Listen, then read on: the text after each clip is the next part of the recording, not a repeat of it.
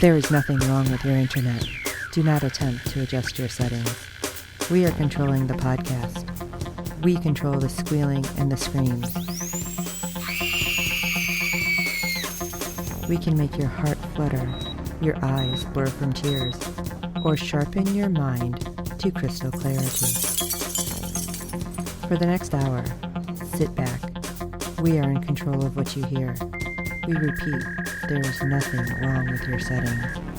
You are about to experience the awe and mystery known as the female mind. You are now entering the Fangirl Zone. Welcome to Sci-Fi Talk on the Fangirl Zone, a podcast where we discuss shows that used to be on the Sci-Fi Channel. I'm Steve. And I'm Sean, Fangirl S, and tonight we're discussing episode 4 of season 5 of The Expanse. Wow. Yeah, I think I tweeted out 2 words. Holy shit! I swear to God, this episode, the way it kept going to black, like between scenes, I'm like, they're ending it here. They're ending it here. Yeah. Oh my gosh, they're ending it here. Like, I did not know what was happening. I was stressed out. Yes. That's all I'm going to say. Yeah, okay. Yeah. Major stress in this episode. Yes. But before we get into this amazing episode 4, we have some feedback for episode 3 from our bestie friend, Christina. So let's hear what she has to say about episode 3. Hey, this is Christina with my thoughts on The Expanse season 5 episode 3, Mother. Well, we had different mothers in this episode, Naomi being one, Mother Earth being the second, and we also had a third, which is Christian Avasarala, who has not only family on Earth, but considers Earth her actual baby. So all of those things being or trying to be protected in this episode was very heartbreaking, as each attempt was rather futile. We see Christian scrambling to try to warn anyone about the impending attack, but she is neglected by her last ally because I love you, Christian, but you really did burn all of the bridges behind and in front of you. She gambled the role as a dictator, and that unfortunately alienated her so far away from getting to anyone or even close to Nancy Gow that she is effectively hopeless in trying to confirm exactly what kind of conspiracy is out there. And then that first rock hits, and you know that dread is all that is going to be coming for the cradle of humanity. Then we have Naomi, and I really wish the show would explain that Naomi was rather a teenager herself when she had a child, which gives a little bit of context to the fact that she's had this delusion in her head for 15 plus years of her baby boy, and she's been assuaging this guilt that she feels by having this illusion that she'll just show up and explain that she loves him and help him get away and be the savior and protect him. And that's not who Philip is at all. He's a complete stranger to her, and that reality was too much to face, which put her in a very naive situation that in the end got her freaking kidnapped. But man, the acting between these two, the tension, the fact that they look like actual mother and child was working so well and firing on so many levels. There's this hardness to Philip that you see when he takes a rod and cattle prods his mama, but then when he gets on the ship for the first time, the ship that she bought him, which is a big deal in the belt. Having your own ship is something that's unheard of. It's a belter dream, if you will. It would be, as in the US, follow what is your wildest dream. This would be it.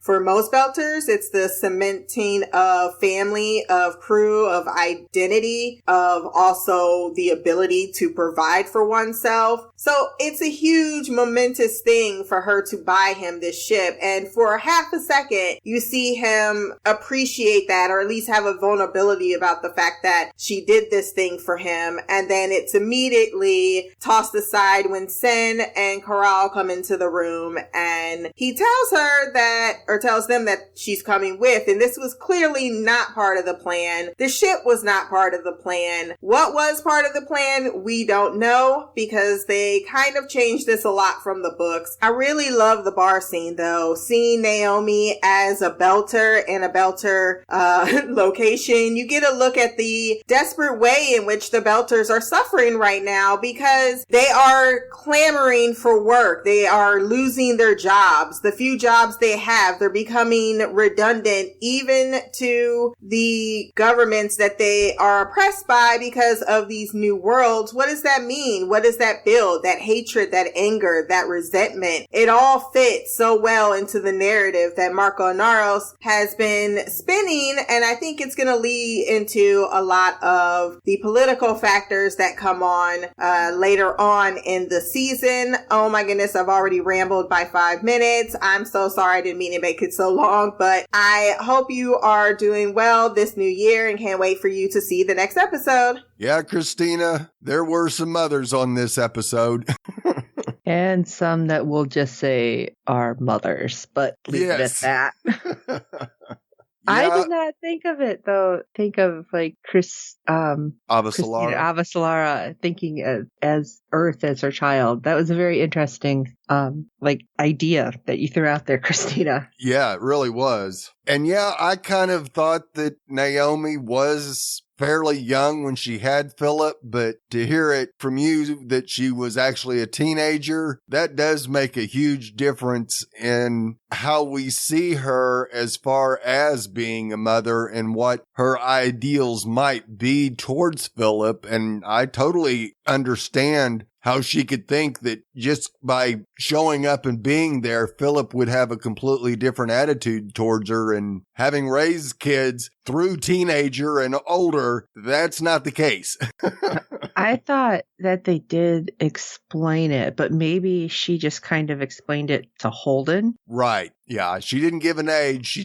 I think she just said she was young. Yeah. But yeah, and I get it because, I mean, he's growing up with Marco. Right. Feeding him. I would say all of those, I wouldn't say ideals, but like just feeding him full of hate. That hate. Yes, just full of hate. I feel like we're seeing glimpses of maybe Philip realizes things aren't everything Marco has said, but this is after watching the episode that we're on now, 2-4, and seeing just a little bit of changes. Right. And there has to be something there because, as Christina said, her ending up on the Pella was not in the books.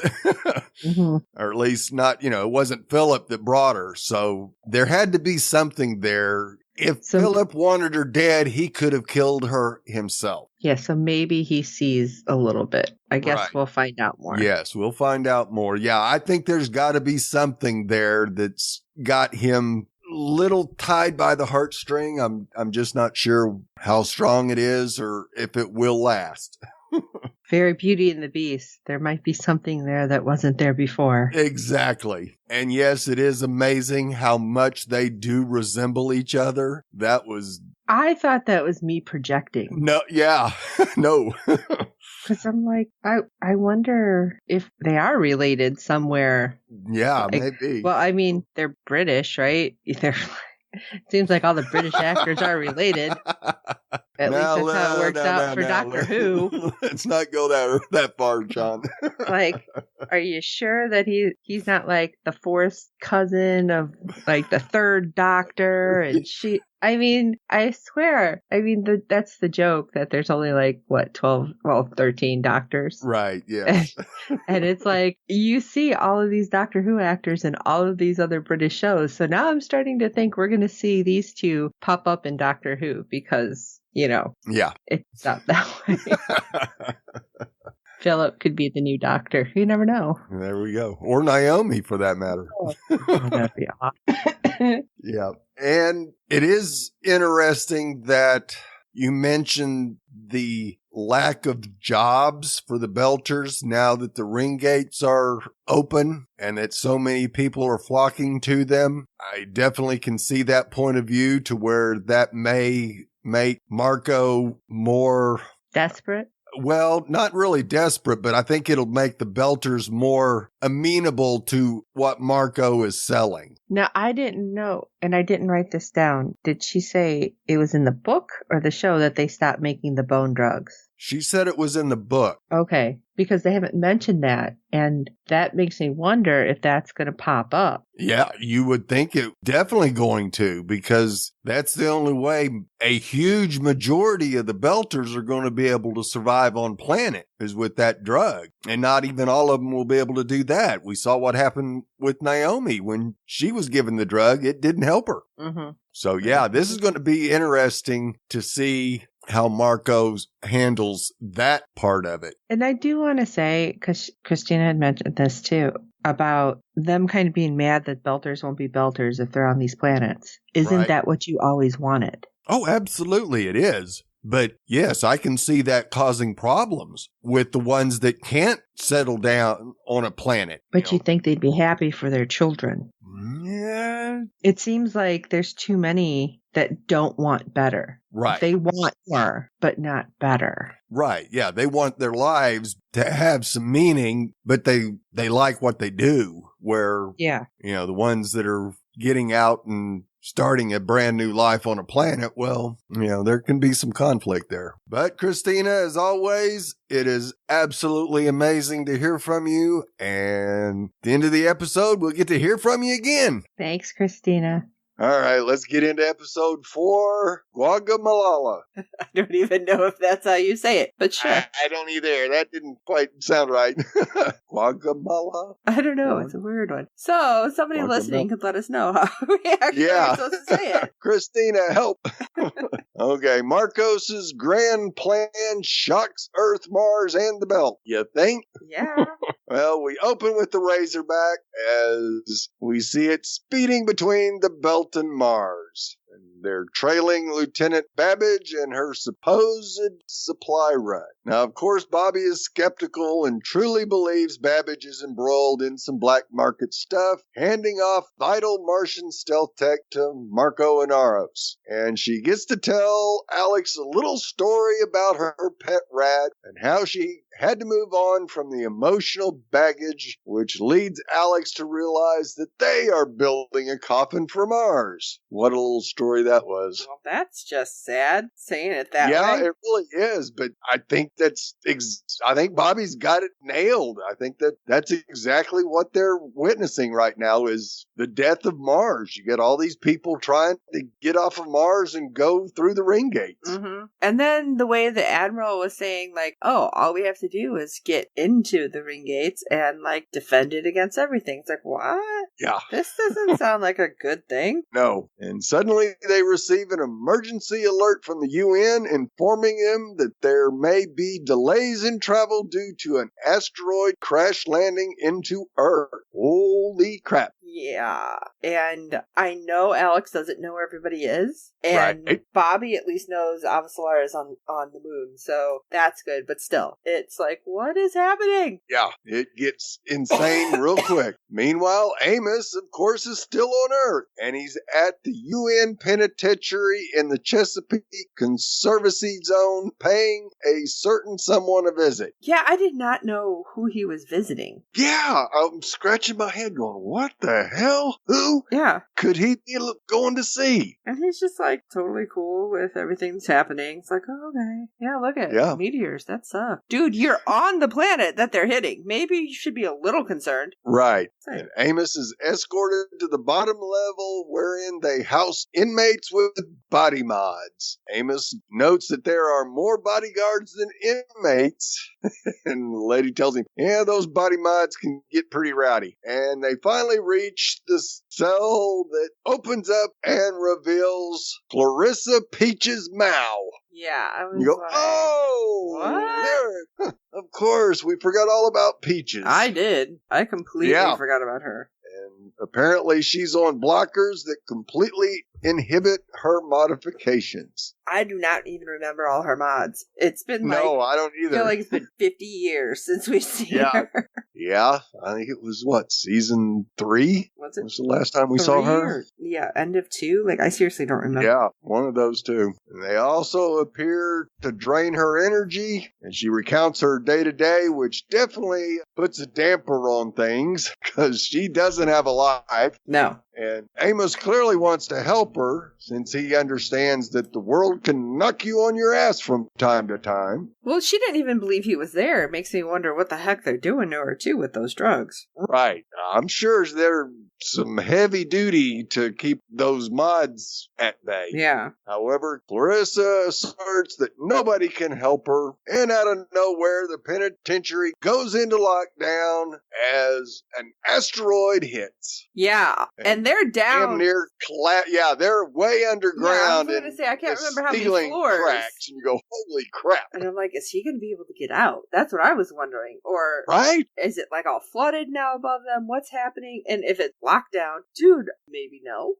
It's right. Like, maybe you need to get my butt out of here. Yeah, because you figure, okay, if the blast was enough to do damage all the way down there, you figure the top part, the ground level, is gone. Right. And we know that's that where there his were stuff more was. guards down in the pit than there were prisoners. So there's got to be, I don't know how much of the pit actually survived. I'm assuming that all of it did. So yeah, it may be interesting to see how that works out and if they can even get out of there. I don't know. I kind of have a feeling that the only way they're getting out is for all those modified people to just basically hulk their way out. Interesting. But why else would they point that out? Right. So we go to Luna, where we see Avasalara is attempting to contact Secretary General Gao. Now, Delgado reveals that a second asteroid has made impact northwest of Philadelphia, which is too damn close to New York, which is where the UN headquarters are, and probably all of Avasalara's family. Now, of course, they've completely lost contact with New York, and fortunately, Secretary General Gao was at a conference in Asia, but because of the attacks is now airborne on her opulent plane. Yeah, what is it, UN-1 or something? Yes. Unfortunately, everyone aboard said plane is blocking Avasalara and Delgado's incessant calls. I'm watching this happen and I'm like, hey guys, maybe she's freaking out. Somebody just needs to answer. Don't worry, she's on here. You know, something. But everyone's like, ugh, whatever. Yeah, we don't want to need to hear this. Right. Finally, Avasalara goes, oh, I know, the chef on the plane. She calls him and convinces him to bring out food for the Secretary General and his pad. I thought it was hilarious because he's like, you know, I'm the chef on UN-1. She's like, yes, I know. Your macaroons have made me fat for years. And of course, instead of hanging it up, Gal actually lets Avasalara talk, and she reveals that Marco Inaros is behind the attacks and that he's utilizing Martian stealth tech to make the asteroids undetectable. And she's not sure how many more could be coming. Which I thought was interesting because Gao immediately was like, what do you got? You know, to listen to her, but the rest of them were like, this one again. And she urges Gal to enact the watchtowers again so they can try to preemptively catch and destroy any more asteroids that may hurtle towards Earth. And believe it or not, Gal agrees and demands her associates get the watchtowers ready. I thought that was great because she's like, okay, retask them, do it now. And they actually did it and listened right away. Yes, that was which surprised me. Yeah. Yeah, because sure enough, as soon as she says that, another asteroid hits and we see it knock Gal's plane sideways. And the freaking wings came off. It's like, oh crap, they're going down. Like, yeah, they will be going down. You know, because of course the cabinet wanted Gal to go to Luna, and she goes, "We're not leaving the planet." Oh, that was dumb. Well, you just might have signed your own death wish there. So later on, we see Avasalara in her office trying to get a hold of anybody in her family. She's leaving messages for her husband, and this has got her torn up.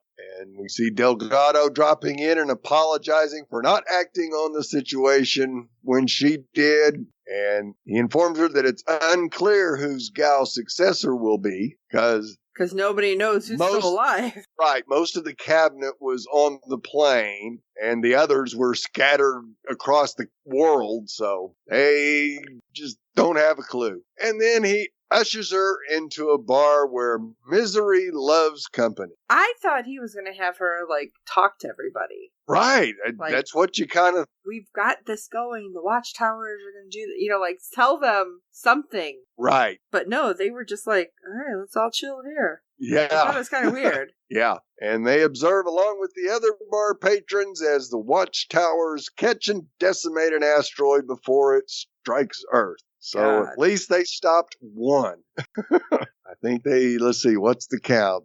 He's sent 4 or 5, and we see, I think, 3 hit, and probably 1 on Mars. Okay, and they kept saying, like, and Mars. I'm like, wait, did we see one hit Mars? No, we didn't see it. We hear a report where they said that the Martian parliament had been destroyed. Oh, okay. So, yeah, both governments are in disarray right now. So, of course, Marcos has got free reign on everything. Okay. So we go to Tycho Station while, as we see Holden and Johnson waiting for the Zemea to arrive so they can ambush it. Yeah, I'm sure that'll go great. Yeah, not going to happen. Bull's waiting inside the shipping container, which Monica was supposed to be in. Zemea approaches, but stops outside the station. And of course, Holden's spidey senses go off and something's not right, so he tells Bull to get out of the container. Yeah, all of a sudden you see, like, the back end of the Zemeta opening up. It's like, wait a second. Yeah, hold on here.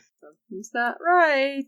Yeah, and of course, the container blows up, but fortunately Bull and company had gotten out just in the nick of time. Well, it was a pretty big explosion, so we don't know if they survived, though. Yeah, we see Bull a little bit later on. Yep. Oh, yeah, we do. I forgot. Yep, because out of nowhere, Saki, our engineer that was working on the Rossi, I don't know if I'd get on that ship if I was You know what? I was totally thinking, what did she do to the Rossi then? Exactly. It could be so booby-trapped it isn't funny. Shoots Johnson and flees the scene. You go, wow, holy crap. I was Talk freaking about out. Truly an inside job. Because, the station's reactors were melting down and... Yeah, they really had everything, like, planned out for this. Yes, absolutely. So we see the Zemea fire something else, which looked like a huge rocket, but no, it lands on the station. And we see Johnson just floating there, bleeding all over the place. And he reveals to Holden that the proto-molecule sample is in his quarters. Oh, yeah, that's a safe place.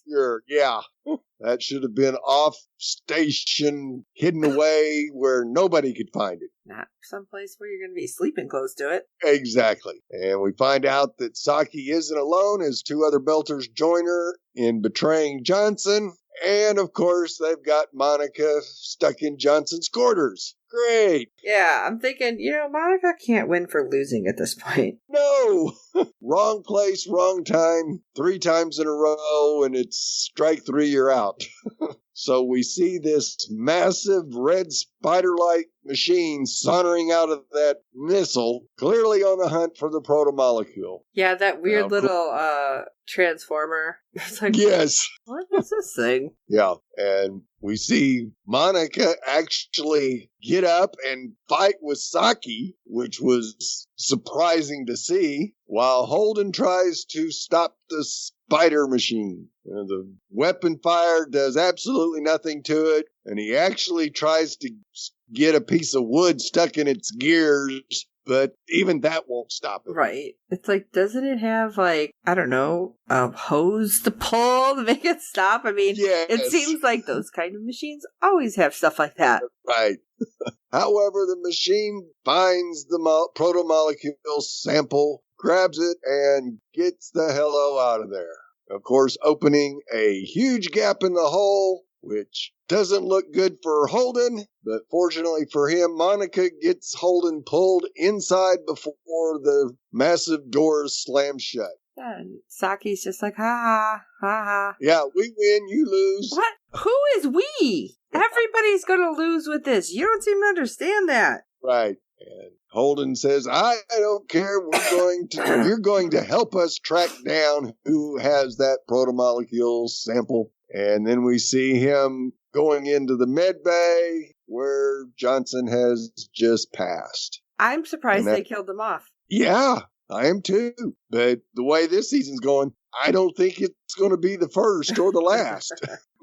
Because we now go to the Pella, where Naomi is being held prisoner on her son Philip's ship. That is, until we learn that it's merely a way station to something larger. Great. Marco Inaro's vessel, the Pella. This is not good. No. And Naomi and Marco reunite for the first time in, I'd say probably at least 15 to 17 years.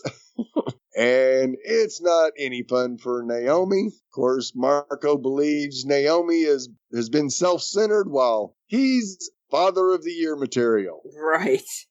Yeah, no. Tells her parenthood has transformed his perspective on life. No, it hasn't. No, he incites war with his son instead of doing it by himself. Just so he makes sure that if he goes down, so does his son. Of course, he also believes that Philip needs his mother's love, hence why Naomi will be kept as a prisoner on his ship, because he didn't know this was happening. Yeah, I don't believe that for a minute. Sorry. No, you can't believe anything that comes out of Marco's mouth. He is certifiably wackadoodle. Yeah, and it's only going to get better from here. Yeah, because he shows Naomi the news broadcasting from Earth regarding the multiple asteroid hits, and she learns that it was his doing, and she's appalled. Millions of innocent people have died, and now that blood is on Philip's hand as well. Well, enough of that. Philip escorts Naomi to a storage unit and tosses her in. Yeah, it literally looked like it was like a cell. Yeah, absolutely. Yeah, it wasn't a room. No. It was basically a storage closet, just a little bit bigger. And then Marco prepares to broadcast what he's done. Yeah, this is not good. No, he takes responsibility for the attacks on Earth and Mars and calls himself the commander of the Free Navy. And he addresses the Inners and takes a stand for the Belters. Belters are not to be trifled with. They're just as vital to the universe as the Inners. And then he gets tough as he acknowledges Earth and Mars' right to exist, but not beyond their respective atmospheres. Like, that's going to stop. Like, yeah, just, it's fine. We can all exist, just not really. Yeah. Everything outside those two planets, including the ring gate and subsequent rings within, belong to the belt. Yeah. Yeah. Now, I understand that it shouldn't be any one entity's. Government. Yeah. Yeah. But. Controlling all of it. Oh, it's all of us. How about we just blow up the ring? It's like, you know something like that's going to happen. Oh, yeah. But then he drops the bombshell that he has the last sample of the protomolecule, which also proves that Saki and her lackeys were working for him. Really don't feel good about the Rossi now. No. And he will not hesitate to use it on anybody that basically stands up to him. That's messed up. So that's like, it doesn't matter if you're Earth, Mars, Belter. No, not at all. And of course, we get cutscenes of everybody watching his speech. From Avasalara and Delgado to Bobby and Alex and Holden on the Tycho. Yeah, this is going to not be good. No. And Marco reveals that the next move will be on the Inners and whether they can accept his condition. That's not exactly free. No! So at this point, I kind of feel like, all right, You have the protomolecule. Now, he didn't say he had it on his ship, but No. they could just, like, blow him to smithereens, and then wherever the protomolecule is will be released on something, and then it'll just be horrible. And, like, this huge just, war. Yeah, well, yeah, he could he could split up his sample and just shoot one at Earth and one at Mars, and they'll go just like Ios did. Right. So he could eliminate all the inners in one big fail swoop. So not good. Now, I personally don't see Earth or Mars doing anything immediately because they got too much damage control to take care of first, trying to find survivors and try to get things back in order. But that don't mean Holden won't do something. Yeah. Well, I kind of feel like Holden will always be the one who has to do something here. Yes. I think that way as well. So, wow, what an episode. This was, again, stressful. Very stressful. Yes. And, of course, we have some feedback from our friend Fred from the Netherlands. So, let's hear what he thought of this episode. Hello Steve, Sean and all listeners to the Fangirl Zone. This is Fred from the Netherlands with some feedback for The Expanse Season 5 Episode 4. First off, what will Holden do? I think he will take the Rocinante and go after the protomolecule. Well, the Rocinante arrived at Tycho Station, so it does fly, and some repairs have been done, so it only can be better than it was. Perhaps not perfect yet, but I think it should be usable. And the other option is he will take over Tycho Station from Fred if the Belters that are there accept him as a leader. But on the other hand, Fred Johnson wasn't an Belter either. If it's true that he will go with Rocinante after the protomolecule, I wonder if Monica will go with him, looking for hot news at the front. Whatever happens, she remains a reporter at heart. And of course, I hope that because I like Anna Hopkins, who plays Monica. What would Earth do?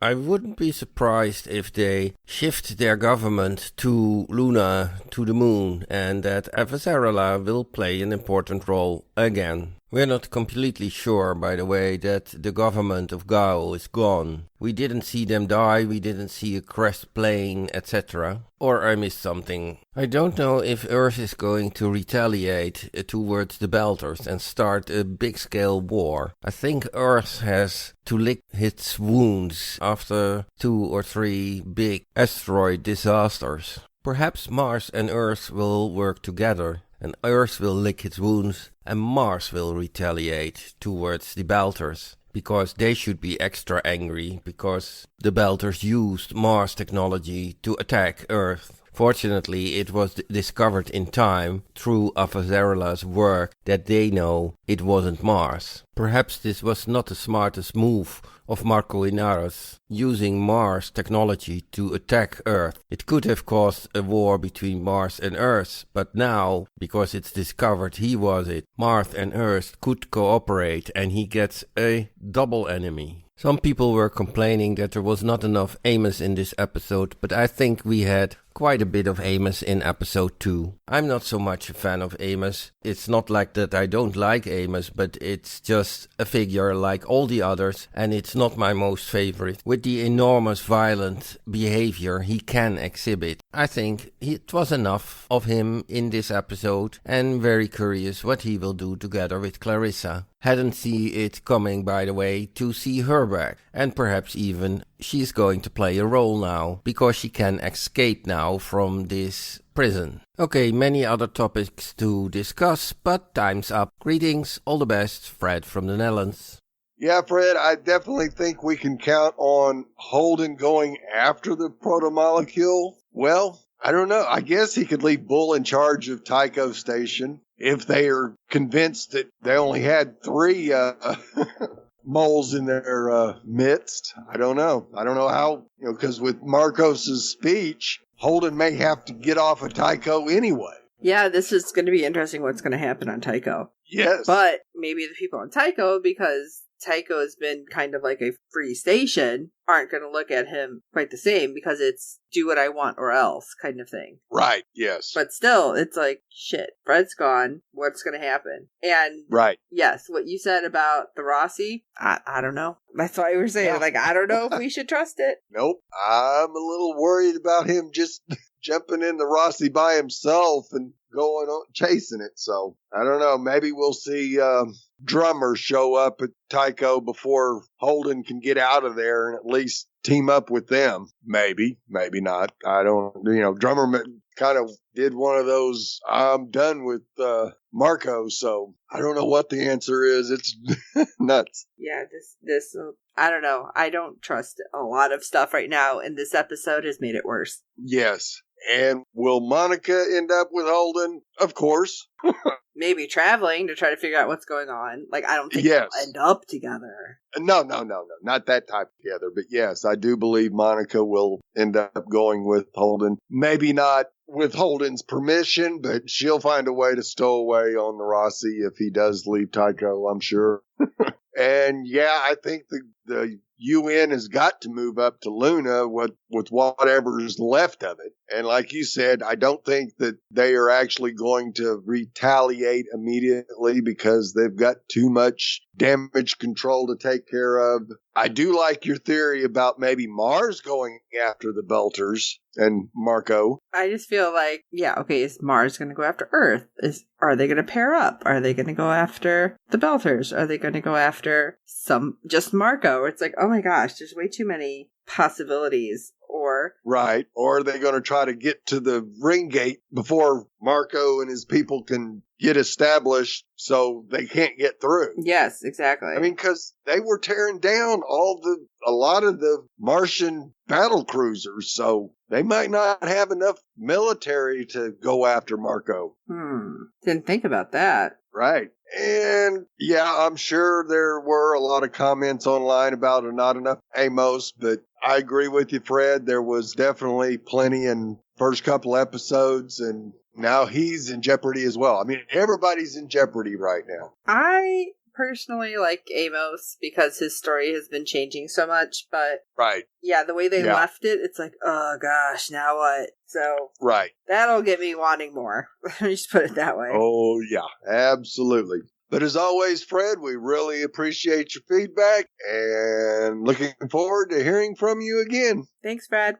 And as I said earlier in the episode, we do have some feedback from Christina on episode 4. Let's see what wisdom she can part on us this time. Hey, it's Christina again, giving my feedback thoughts on the Expanse Season 5, Episode 4. I just recorded my thoughts on Episode 3 and then realized you already posted it, but I'm going to include it anyway, and you could just listen to it. But I really was completely floored with this episode. A lot of things were expected. Some things were not.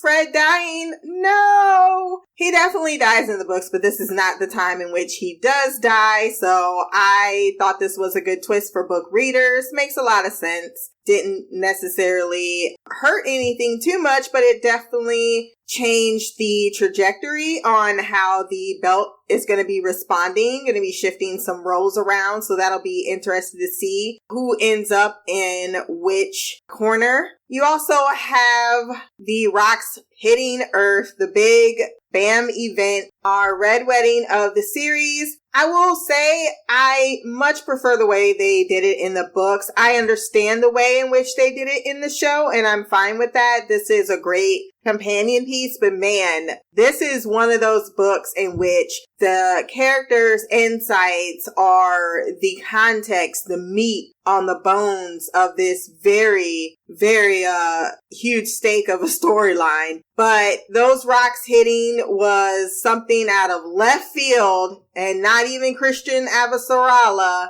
would consider that Marco would do something so batshit crazy. And it is very absolutely insane what he has targeted and what he has accomplished. Not only that, he bombed staged a attack on the Martian parliament.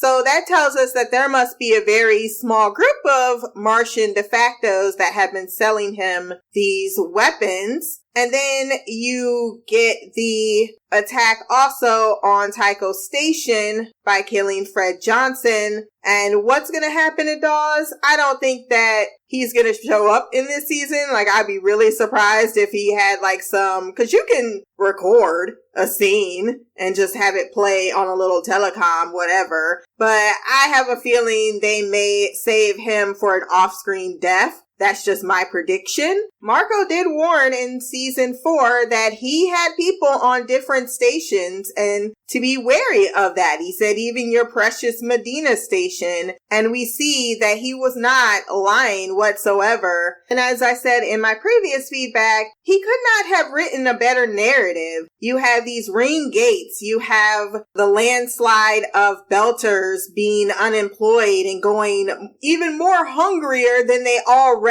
were, with the breadbasket of the belt being completely done. You have the ring gates are worlds in which whoever can live there that are Belters will no longer be Belters. You have so many different political factors. And then even Tycho Station, we saw Bull all in the last 3 episodes, right? Being nothing but a Belter kind of racist. I mean, he says, who says Belters can't get jobs? Belter Griff. He made a lot of derogatory marks against the people that he is now in charge of, that they have to call boss. It's such a well done and well thought of palatable reason why, even in the face of such a horrific act, such as throwing 3 rocks on Earth and killing millions, if not billions of people, that people will still, Belters, be inclined to say that the speech he gave at the end is some type of emancipation